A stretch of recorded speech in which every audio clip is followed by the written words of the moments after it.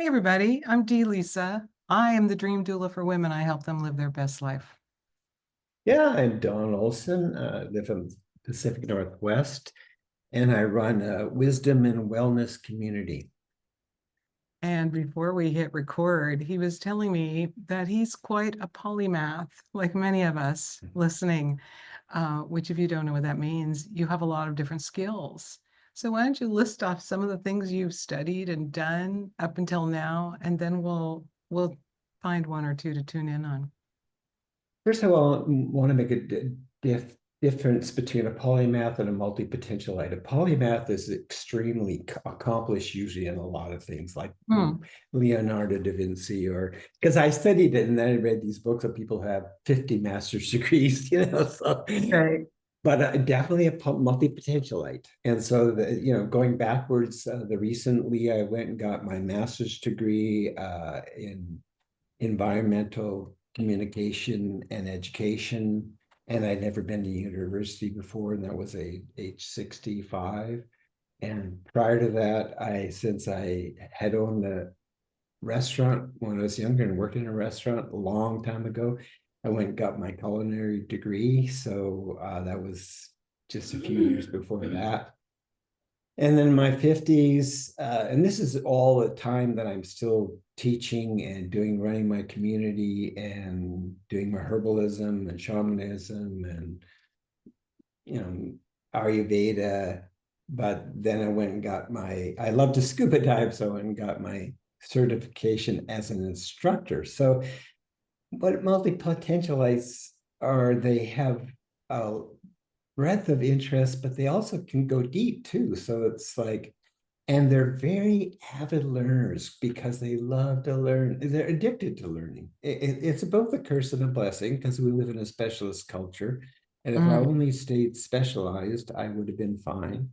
But I love to learn. But the beauty is that we learn how to learn because we learn so much that we can learn things very fast. I can devour a book or a new subject, and we tend to go deep down the rabbit hole quickly and then go to another rabbit hole. So, and yet to keep digging, I've always been interested in healing, always been interested in consciousness. When I was a young man, in my early 20s, I went to India for 6.5 months and launched my meditation career, and I never looked back. I spent 6, 7 months with a pure mystic teacher, and it changed my life. And that part is, really important to me because the thing I've been working on in the last 2 years is eldering, eldering consciously and with spirit. Because when I started looking at this in 2022, there was so much anti-aging. And I'd read James Hillman's Force of Character and The Lasting Life, and he broke it down into lasting, leaving, and left, 3 stages. And Mm. he, like being on the maverick he is in the Jungian world, he just takes a different attitude towards aging. So basically, I believe that consciousness goes with us after we transcend this body. And I know that for myself, but myself, I know that. I know that I am going to step out of my body conscious and continue my journey. So Yes, yes. Everyone who's had it, excuse me, everyone who's had an NDE, near-death experience, and come back to tell the tale, every one of them says, this life is a dream.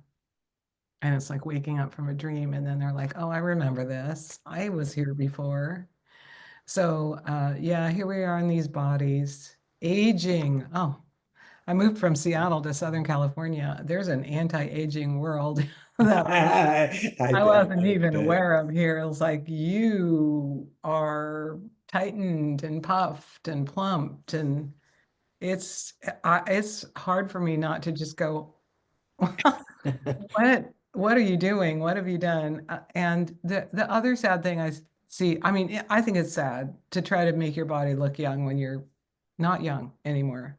But also there's how much do you sort of hate yourself when you're doing all of those things to still look pretty and still look young and still look Yeah, yeah. And the other thing I would say then, how much are you getting to know yourself? How much are you mm, deepening and ripening? Like how much are you taking that incredible life you had and those experiences and making them something even more beautiful? And that's one of the values, I think, of a long life. I'm not against longevity, of course. I've studied Ayurveda, and that's a big part of Ayurveda is living a life is in harmony with your doshas, yeah, which is your constitution as you can, so you can live as healthy and as long as you can.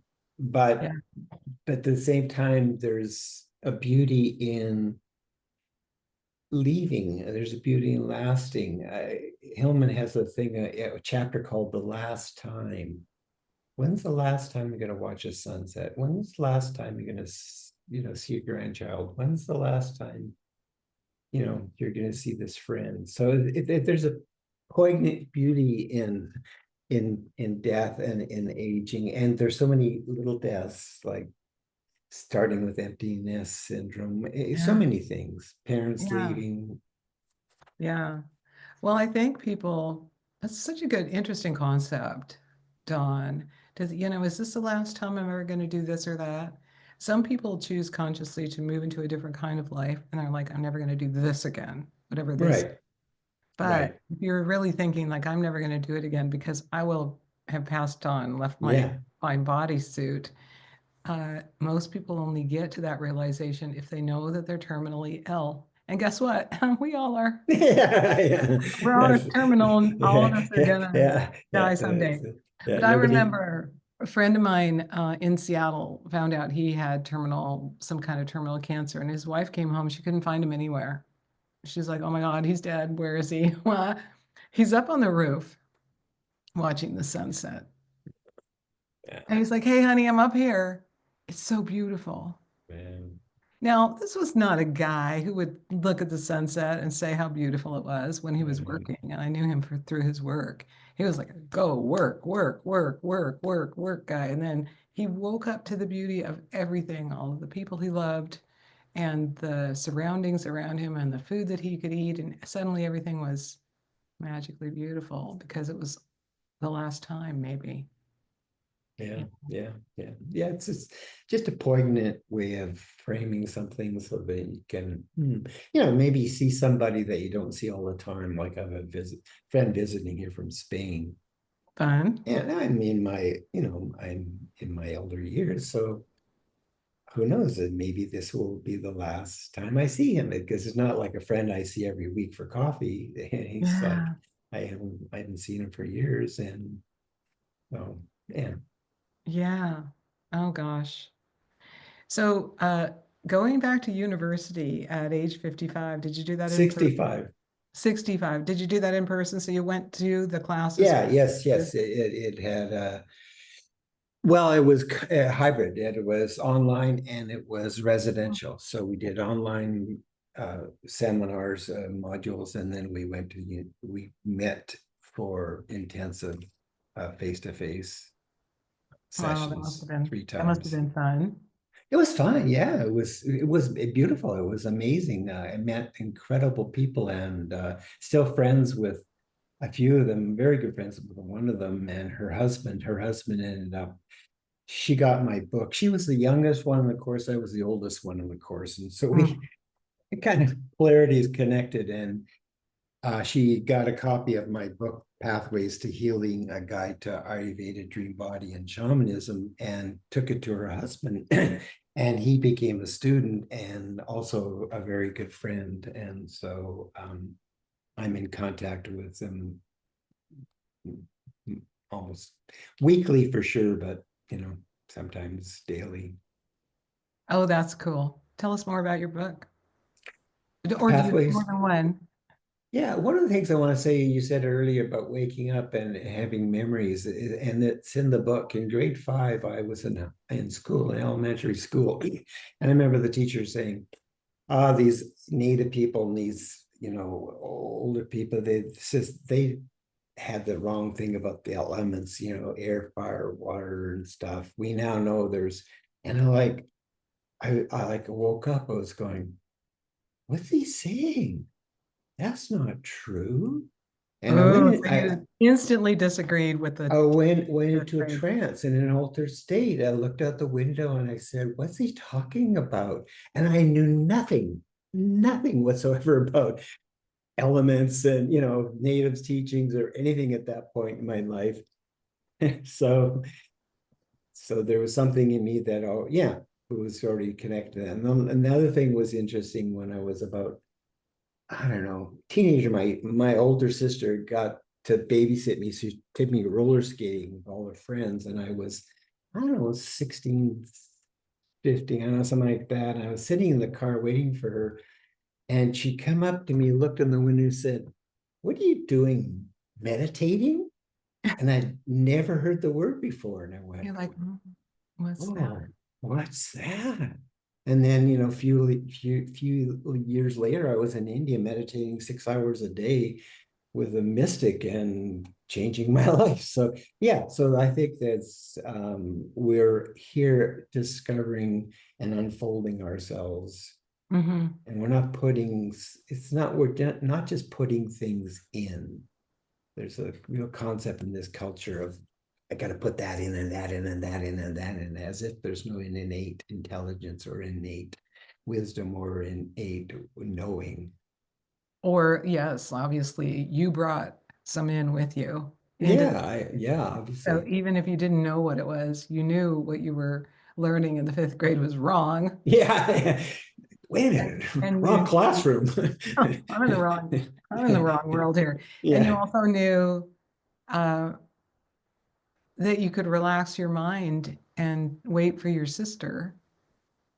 And she's like, what are you doing? that's true. Yeah, yeah. Already automatically, you know, authentically meditating while you were waiting. I have a cute story. I was building a house on Salt Spring Island, and we had our phone on a post outside because there was no house yet. Mhm. And we did no, this would be for cell phones. And my sister, my mother, and my niece, my sister's daughter, all three of them meditated on me because they really needed me to answer the phone. And so I went outside and heard the phone ring, and I walked over to get it, and it was them. And they don't meditate. That's again, that's I not love it. their, yeah. So They're like, we know how to make him answer the phone. yeah. I love that. Oh my gosh, do you still have that house on Salt Spring Island? Oh God, no. Again, one of my curses, I move a lot. So Mm. we our last one was a straw bale home that we built. Okay, so not nothing. We not only learned about straw bale building, but we built a beautiful straw bale home on Pender Island. My wife and Amazing. I. My wife did more work than I did, and was more the keeping. And we hired a couple of young builders who had never built a house themselves, like they had worked with other natural builders, and built a beautiful straw bale home. And but we're not there anymore either. We sold that and we now live back in Victoria. Okay, nice. I love Victoria. It's such a beautiful city. It's very seductive. It's a very, and we lucked out. We landed on a piece of land, a quarter, an acre and a quarter of old growth of oak trees, Mm. and right in the middle of the city. Oh, beautiful. So you have your oak grove. Yeah, it's in the process of change because Mhm. that's what happens when there's development going to happen. But we've had 3 good years here, so Yes. where Oh, next? what is next for you? So what is your favorite work in the world? You obviously have so many different talents. What do you love to do now the most? Or are you learning something new?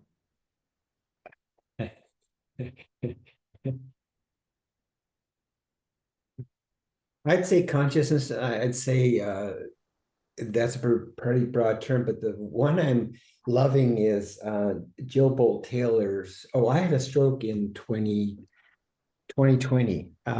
and I lost my speech. I had all my movements and everything else, and my thinking was fine, but I couldn't take and articulate. My tongue wouldn't work and stuff. Mm. So somehow through that, and one of my students, I was led to My Stroke of Insight by Jill Bolt Taylor. She's the neuro. Oh, I love that book. Yeah, Yeah. exactly. And then she wrote a book called Whole Brain Living, and it's about the four characters of the brain. So you had mentioned quantum. I've also studied quantum stuff. I studied with Fritjof Capra on systems theory, because system. I mean, basically, I think the world is fucked because we don't have sustainability. We don't have sustainable systems economically, socially, environmentally. It's massive, and this literally this fiasco of a pandemic just really destroyed our social systems, economic systems, our health systems, and so there's I think a huge amount of work to go back to that. But back to whole brain living, it's a fun. You name your four characters. There's the two higher parts of your brain and the two limbic parts of your brain. So the two lower limbic and two higher centers. And so there's the left part, which is the sort of rational planner kind of person. And I named that Tony after Tony Buzan, an amazing, brilliant guy from England who does mind mapping and memory stuff. And then the second limbic system is the left limbic system is our Eeyore, it's our fears, and then the right limbic system I called Annabella, and the higher one on the right hand side, that's our connection to higher source, is Cosmo. So Jill, when she had her stroke, she used to have the left brain run her life, and after she got back her thing, she said, "No, I don't want to do that anymore. That's hell on wheels. That's hell on wheels, and I'm not driven that way anymore. I want to try to focus on my right higher brain center." So that's one of the things that I'm deeply diving in. I journal the four characters sometimes 3 or 4 times a day, and I bring in my meditations. I can bring them into this talk, like this seems like Cosmo. I really felt connected to you once, and once you spoke up and said, "I love astrology," it was like, oh, like a breath of fresh air flooded into the room. Oh, I do love astrology, and I Yeah. know just enough to be a little bit dangerous with it. It's like, what? Tell me more. Um, are you familiar with the writer Oliver Sacks? Oh yeah. I loved all of his books, and he was Yeah. talking about the mysterious brain afflictions Yeah. and how the brain worked and all of those things. And of course, there's an awareness that is outside of our brain as well. Yeah. Yeah. Totally. Yeah. Yeah, yeah. So Another how do you use astrology in your work? I use it more personally, but I Mhm. use it also like right now. I think this is how it came up in the meeting we were in together yesterday, is that in the eldering aspect, I've been, like I said, exploring this for 2 years. And then I got this insight to go, okay, this planet Pluto, which is a huge influence on generations. It's not just, it changes everything, and it's been in Capricorn for 15 years, and it's literally on the 19th of this month, it moves into Aquarius. That's Mm. quite a change. And so I decided using Chat GPT, because I'm open to AI and also terrified of AI. And I spent most of this morning trying to figure out how can I move forward in this world of AI, because I've looked at things that I followed, went down some rabbit holes, and what they can do with stealing content and stuff is mind-boggling. So where was I? Lost my train of thought there. Pluto is All moving right, into Pluto, yeah. Aquarius. So so it was kind of neat. I ran the eldering thing. What's it going to be like to be an elder during the stage of Pluto in Aquarius? It's very different than Capricorn because Capricorn is very traditional legacy. What did you do with your life? Yes, Me yes. and structure. Aquarius is very innovative and community oriented, and so that was like that was a wake up call. Like I went, oh, this is why I've been delaying. I feel like I've been working on this for 2 years. Like I'm my Aries moon, which means I do things yesterday, like I want things yesterday. I don't want them. So I'm usually very proactive and just do things. And I did do a bit of scouting stuff, and I did do 25 interviews with elderly people, but at the same time I kept said more, there's more, there's more, there's more. And finally, this is because this will potentially be my last gig, maybe. And I mean, Pluto's in Aquarius for 20 years. So if I make it to 97, that'll be, and I'm not attached because Yeah, I'll make it to the end. And if it's not the end, if I haven't made it, it's not the end. right on. Yeah, if you wake up, you still have work to do. Yeah. Here. Right, on the planet. Yeah, I'll wake up Um, somewhere else. I know that. I have a couple of friends here in this new town I moved to. One is 81, and she's a local minister in a small church, spiritual center, and her best friend of 40 years is 91. They Nice. they are forces of nature, both of them. Nice. It's it's really interesting to be around someone who is older and also cheerful. Because Yeah. I think you meet a lot of older people and they're focused on their aches and pains or what's not working, and they're a little bit afraid of maybe this is the last thing, then la la la. They don't want to look at the impending shift in consciousness that's going to happen to them. But this 91-year-old woman is she's on fire. She's hilarious. You would love her. Well, Edie that was in our group too. She was in her 80s and she was all Yeah, on fire. That was yeah, inspiring. I used to call I was telling you before we got onto this interview that I also studied with a local shaman up here in the Pacific Northwest. And we have one of the only intact shamanic cultures in the world where they still have their language, they still have their big apples. Yes, they were damaged by residential schools, they're totally damaged by colonization, but they went underground and they kept those things. And not only that, her name was Ellen White, Watt, which means many stars. She she was from Seattle region and she was considered an American. And so they wouldn't let her go to residential school. So she was one of 7 kids who were trained outside of the school, and she was trained in the old ways. And anyways, I had the great good fortune of being adopted by her and then studying with her intensely for over 30 years. And yeah, again, it's just unspoken knowledge that, these people have been here for thousands of years. So when she taught us, it was like music. It was like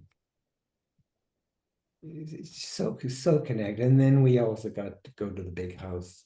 We got to go, and I can't talk about it much because we're not allowed to, but basically we got to see her do one of her last ceremonies at the big wow. house with about 1,000 natives, and we were one of maybe 4 white people that were there, but it was could have been hundreds of years ago. So Right, it's because the rituals were passed down through the yeah, generations, yeah, and she was doing the original yeah, ritual. Did you yeah. learn herbalism from her? Yes, yes. I learned it from a lot of people. Uh, Again, we talked about multi-potential. I sponsor so many people in my city. Like, you know, you won't know them, but like Rosemary Gladstar, Susan Weed, Michael Tierra, who's done California, David not David Hoffman, but Christopher Hall. Anyways, even John Christopher, who was kind of the guru of herbalism back in the early 70s, he was the one who taught a lot of us budding herbalists. He was from Utah. He was a Mormon, but he was a real character, and he was like the Wizard of Oz.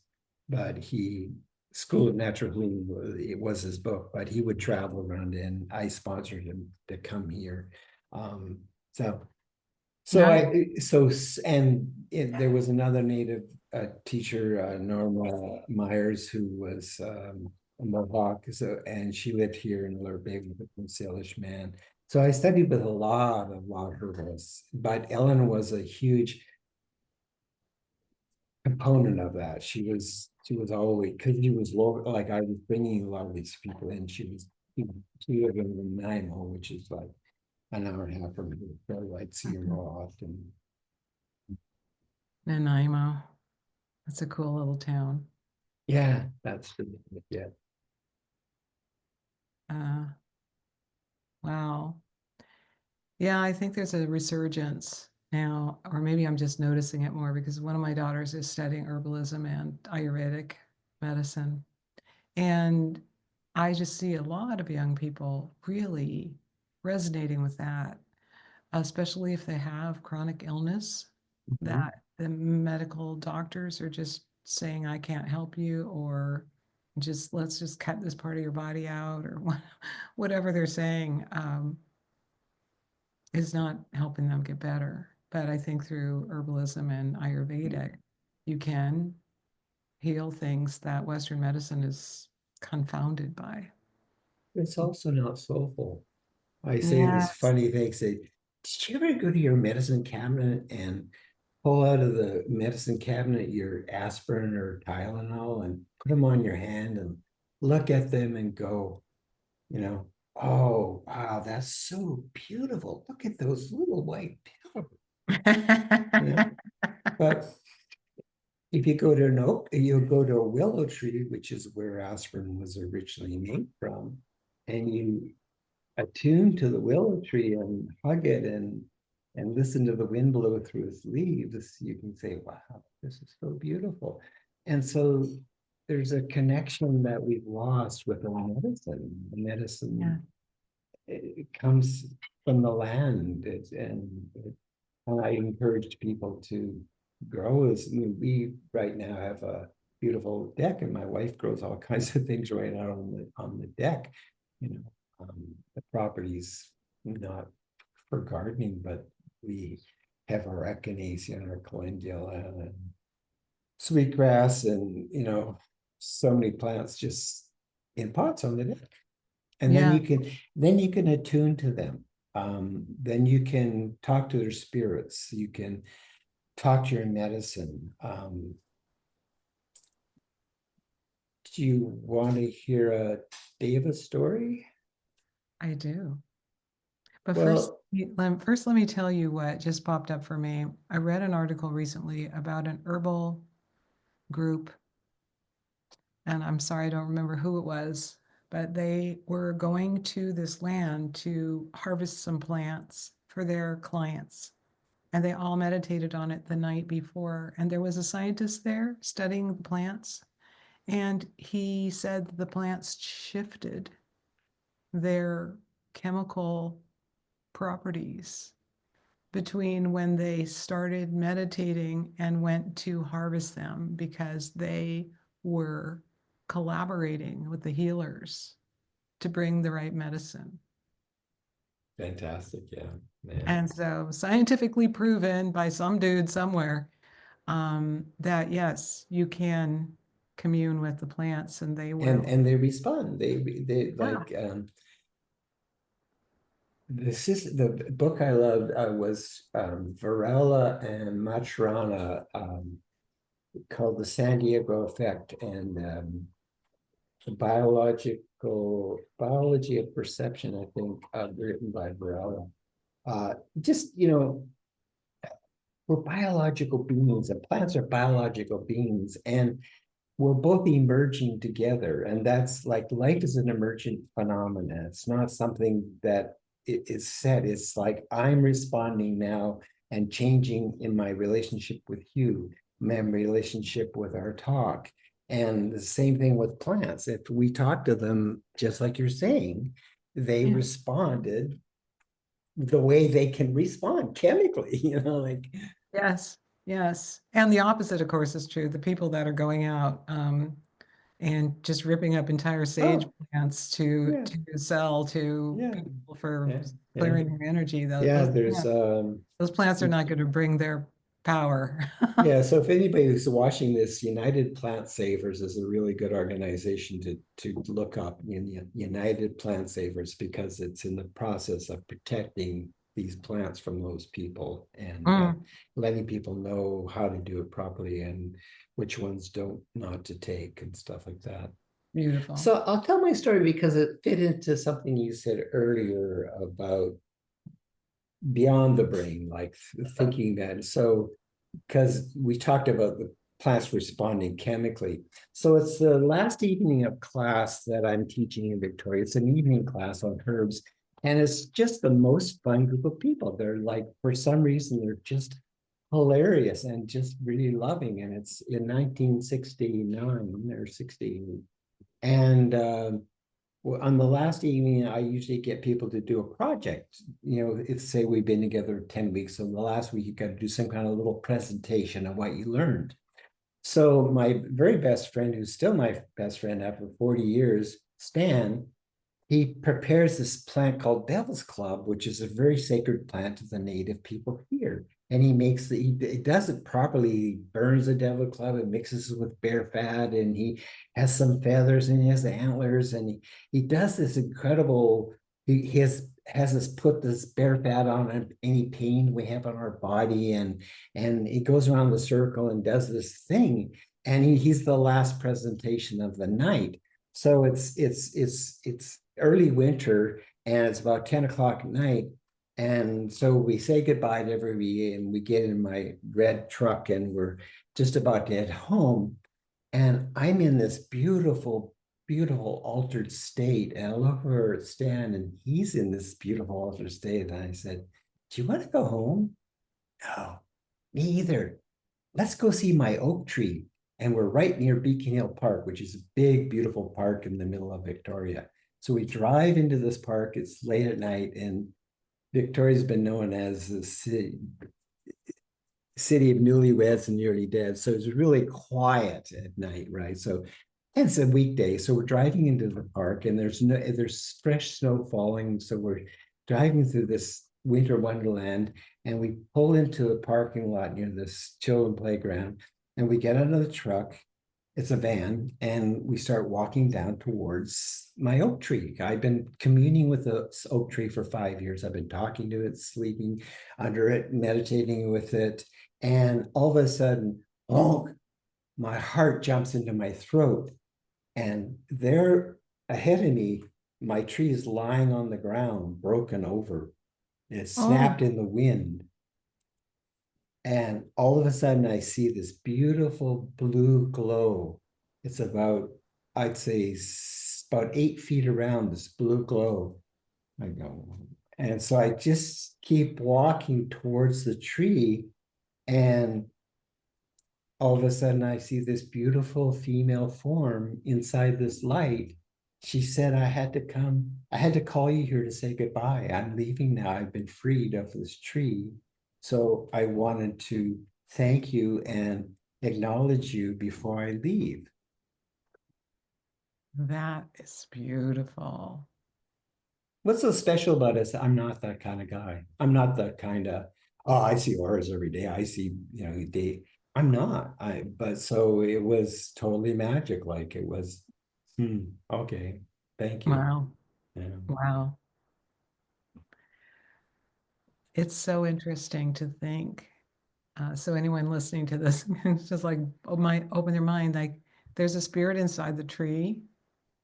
There's a spirit inside all the plants. Mm-hmm. Mm-hmm. And I heard something recently from my Reverend Marilyn. She said, there's a book about going to the other side, and this person said in heaven there are flowers that sing the most Yeah. beautiful songs. And then a friend of hers said, well, honey, the flowers sing here too. You just can't hear them. Yeah, yeah, yeah. Yeah. Oh, that's beautiful. Oh, I love that story. Yeah. So the tree called you to say goodbye. Yeah, Tree yeah. spirit. And that was the beginning of, I have a program called the Herbal Healing Journey. And it's online and it's still going. And that's when it started. That group, a few members of that group said, we want to keep learning from you. So I created that program in about 3 weeks. It was a 9-month program, face to face back then. Mm-hmm. And I ran it. And then you asked about my book, Pathways to Healing.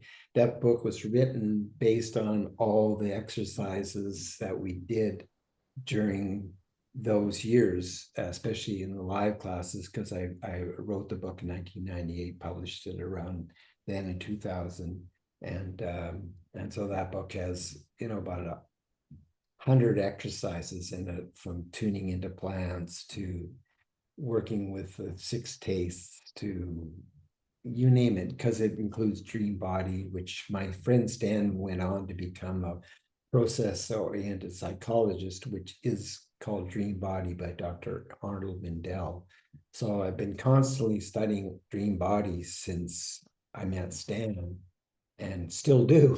We meet every Friday for coffee, and we try to solve problems of the world. Not much success, but we have fun trying. Just you know, Well, the problems of the world will be solved one human at a time. yeah, that's a beautiful way of putting it. Yeah, thanks. Yeah, yeah. I remember reading that about the famous woman in India who went and worked with the people. I Mm-hmm. can't remember, Mother Teresa. Yeah, Yeah, and yeah, Mother Teresa. yeah, she'd just go out, and God told her or something, so well, do it one person at a time. So she'd go out and put somebody's head on her lap while they died, and then go to the next person and the next person. So 100%. yeah. Also, I watched that movie Cabrini Hmm, recently.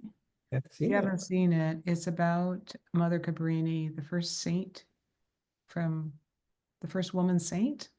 Anyway, she did sort of the work like Mother Teresa. She wanted to start a hospital and she wanted to go to China, and the Pope said no.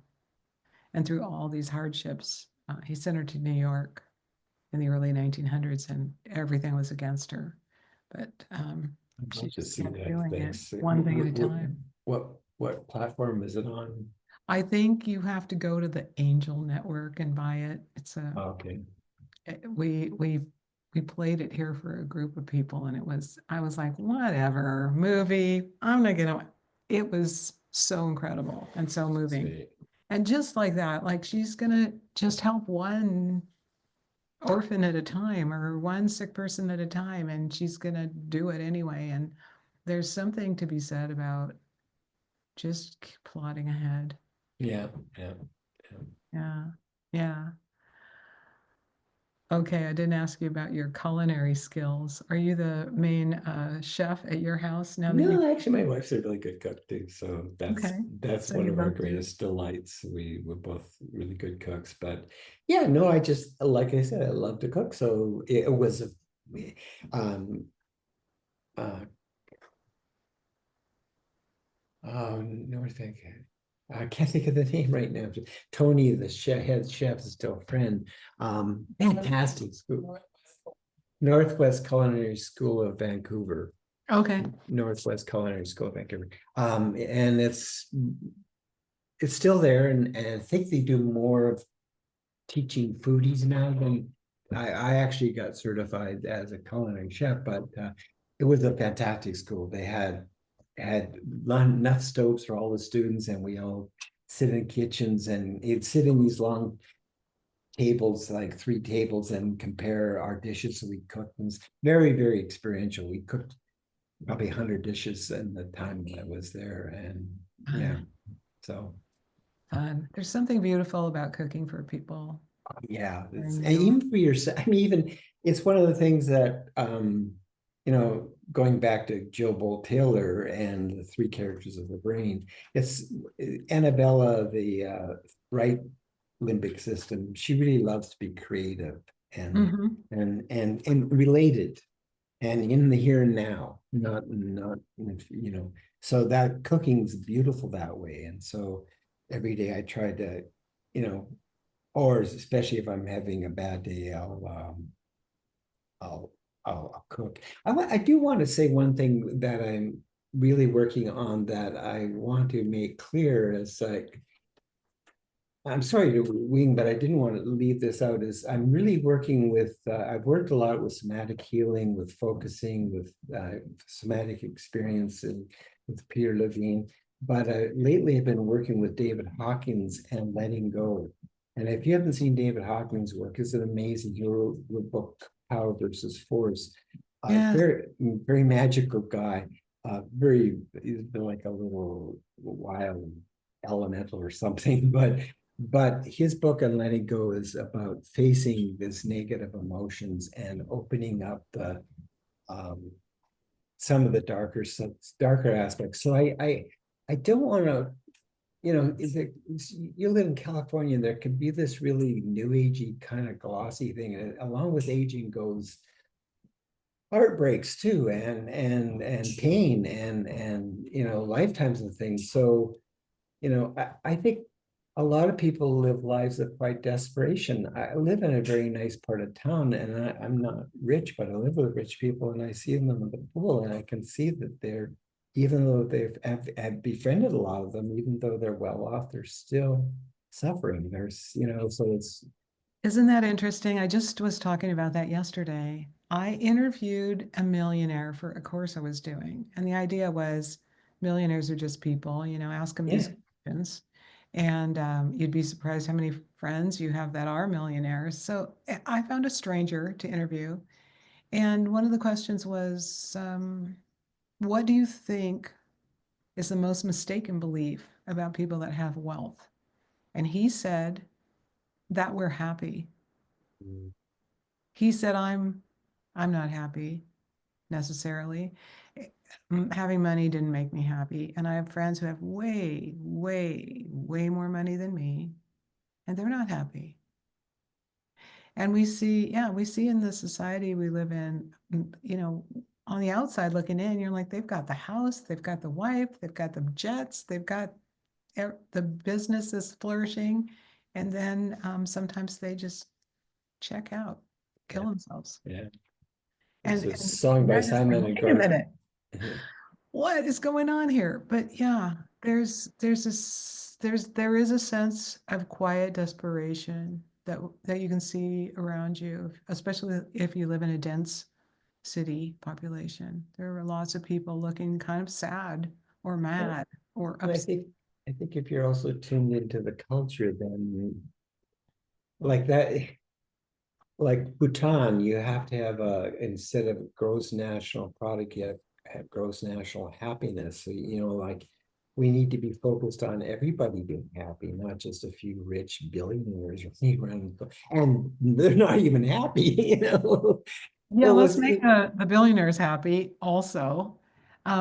Yeah, and I think some people that work with the wealthy notice that some of the people they meet that are the happiest have the least amount of financial wealth, Well, but Mother happy. Teresa said that when she came to speak in the United States. She said, "You pity these people in India, but I look out among you, and none of you are happy.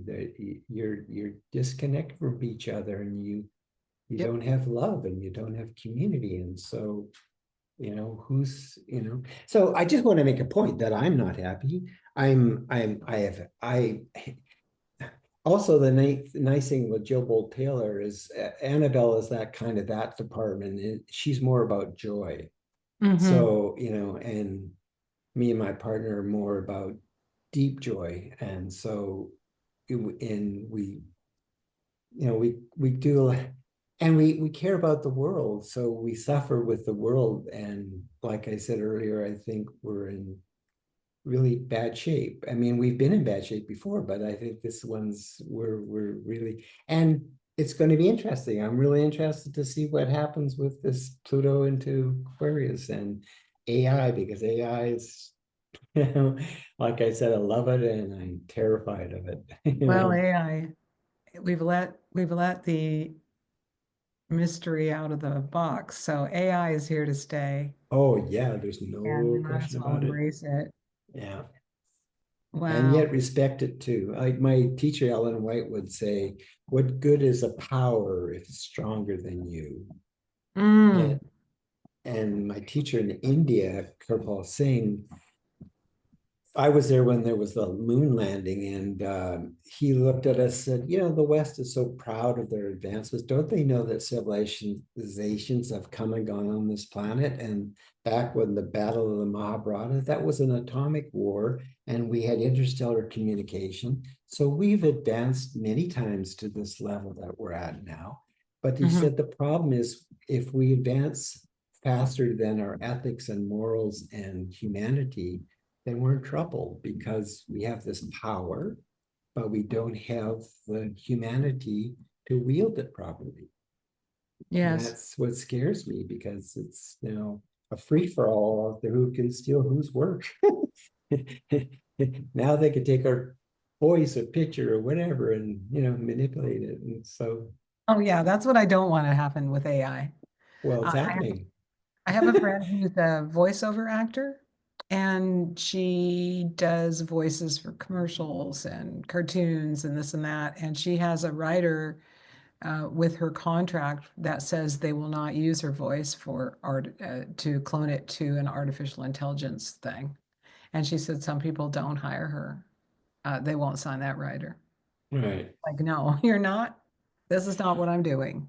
I'm But not the getting. trouble is, she can just put it on. Anyway, I'm not going to go down that dark dream Let's because it's a not. very dark dream.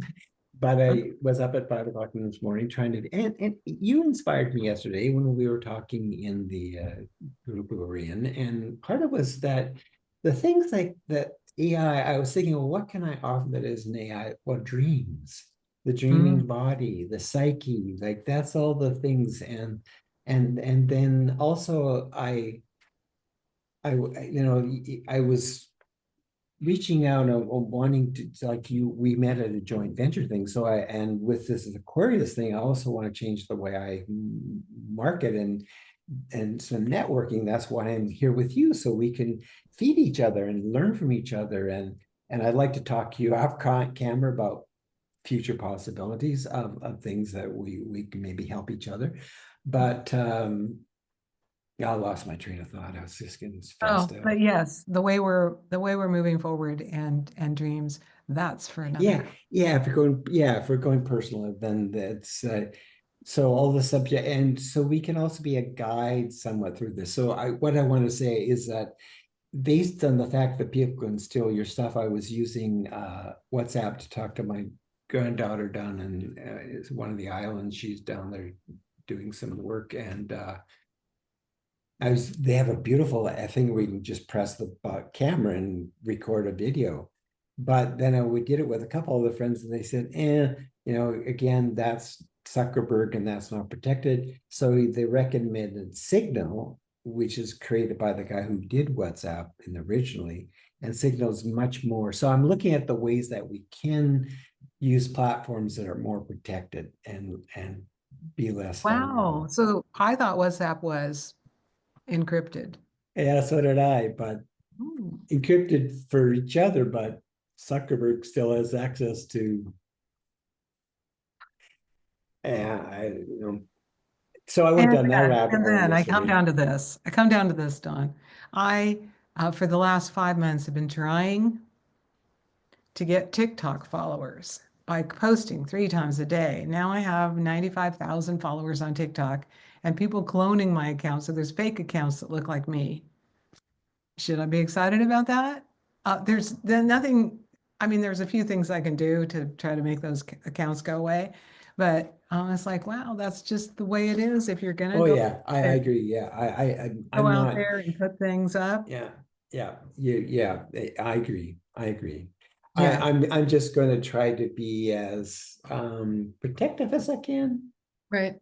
but beyond that, and maybe that's going to be it is a trend already. I mean that there is, like Signal works really fine. It actually works on my iPad too, so I like it better than WhatsApp. But I got Oh, to get cool. people to move over to it. But All right. it's I truly learned something new today. they don't save data and stuff like that. So, Signal. but I agree with you. It's not like I believe I'm in the hands of fate more than ever now. Oh my You gosh, yes. know, Oh my gosh, yes. and So, we ride the river as best we can. ah, yes. How can people find you? DonOlson.com. Okay. That's my website. Yeah. And that's Ollsin.